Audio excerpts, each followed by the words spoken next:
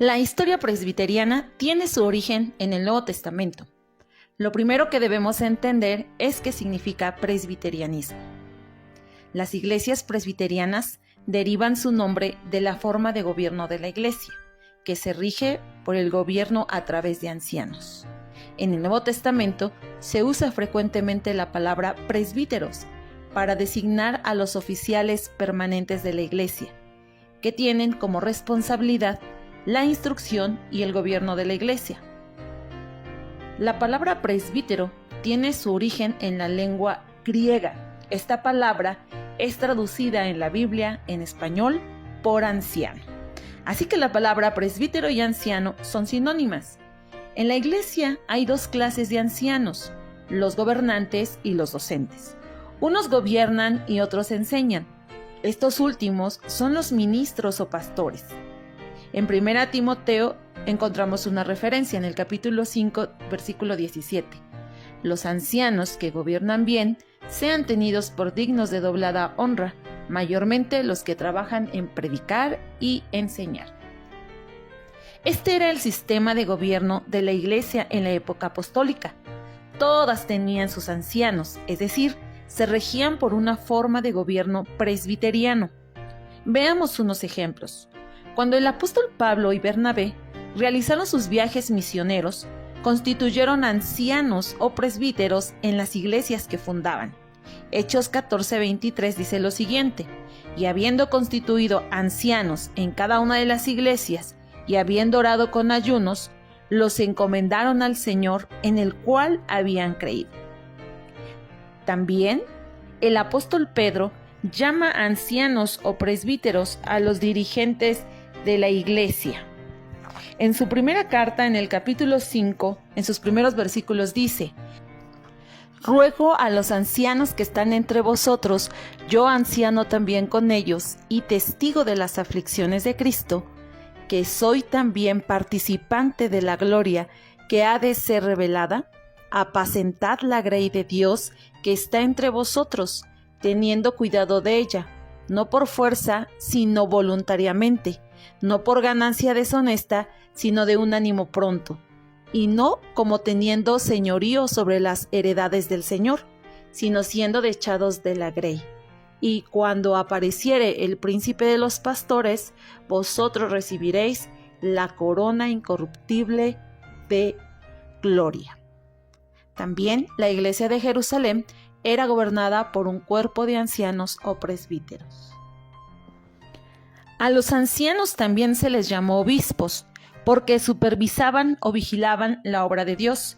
La palabra griega episcopo, o sea, obispo, designa a un supervisor o superintendente.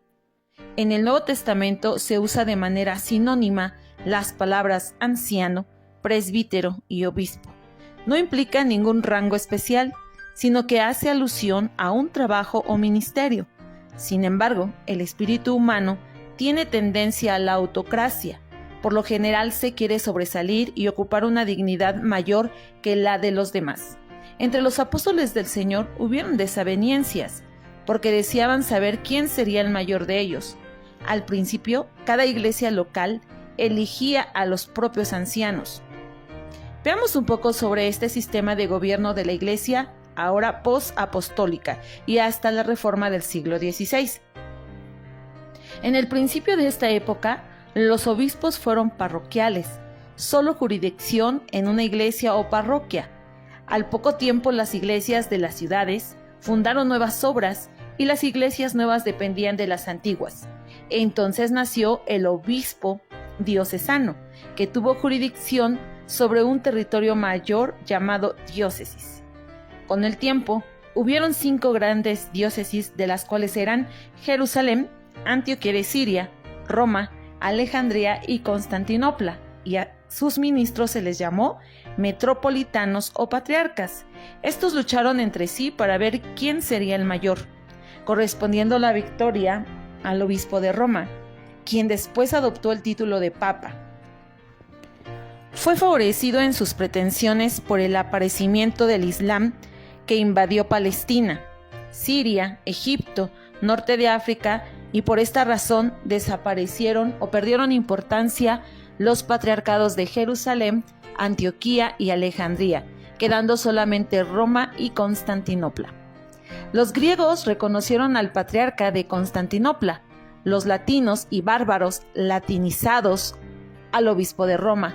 Así surgió el llamado Cisma de Oriente en el año 869, y el rompimiento definitivo se llevó a cabo en 1054. Los griegos adoptaron el nombre de Iglesia Ortodoxa y los latinos se autollamaron Iglesia Católica Apostólica Romana. Lógicamente, desapareció en la Iglesia oficial, es decir, en la Católica Romana, la forma de gobierno presbiteriano y se consolidó el gobierno episcopal. Durante 1000 años, el gobierno autócrata de Roma imperó en toda la Iglesia occidental, menos en pequeños grupos que eran perseguidos. Estos cristianos minoritarios conservaron las doctrinas bíblicas y la forma de gobierno eclesiástico de las iglesias primitivas, el gobierno por medio de ancianos. Al surgir la Reforma Evangélica del siglo XVI, Martín Lutero no tuvo interés en modificar la forma de gobierno de la Iglesia para suprimir la autocracia episcopal y volver al sistema presbiteriano. Era difícil restablecer el sistema democrático representativo presbiteriano, porque todas las naciones eran gobernadas por monarquías absolutas y el pueblo no tenía ninguna participación en el gobierno. Los reyes o monarcas se opusieron a que se cambiara el sistema de gobierno de la Iglesia, porque al hacerlo peligraban sus propios gobiernos. El reformador francés Juan Calvino es quien restablece la forma de gobierno presbiteriano en la Iglesia, en el pequeño cantón distrito de Ginebra. Calvino fue llamado el cerebro de la Reforma. Para él, la autoridad suprema era la Biblia. Lo que no estaba de acuerdo con ella, lo desechaba. Estudiando las Sagradas Escrituras con detenimiento, encontró que las iglesias del Nuevo Testamento se gobernaban por ancianos o presbíteros, y que las iglesias locales democráticamente elegían a sus representantes. Por lo tanto, la Iglesia de Ginebra estableció la forma presbiteriana de gobierno, conforme al ejemplo bíblico. También se desterró de la Iglesia la costumbre de que los pastores usaran togas o ropas especiales para ejercer su ministerio. Toda práctica romanista fue desterrada de la Iglesia. Por esa razón se llamó Iglesia Reformada a aquella que dirigió Calvino en Ginebra.